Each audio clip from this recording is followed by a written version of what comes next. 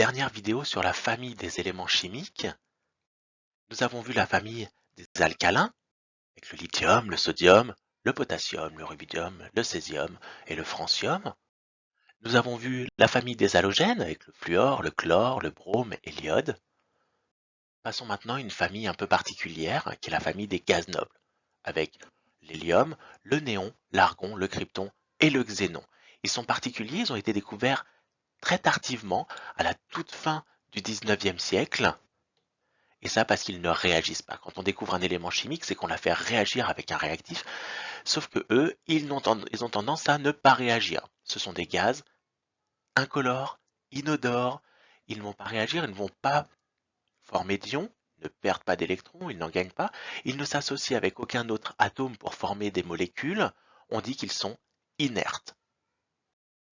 En conclusion sur les familles d'éléments chimiques, les éléments chimiques d'une même famille ont des propriétés chimiques similaires, c'est-à-dire qu'il faut former les mêmes ions, les mêmes types de molécules, ils vont s'associer aux mêmes autres éléments, former les mêmes liaisons chimiques, ils vont réagir avec les mêmes réactifs.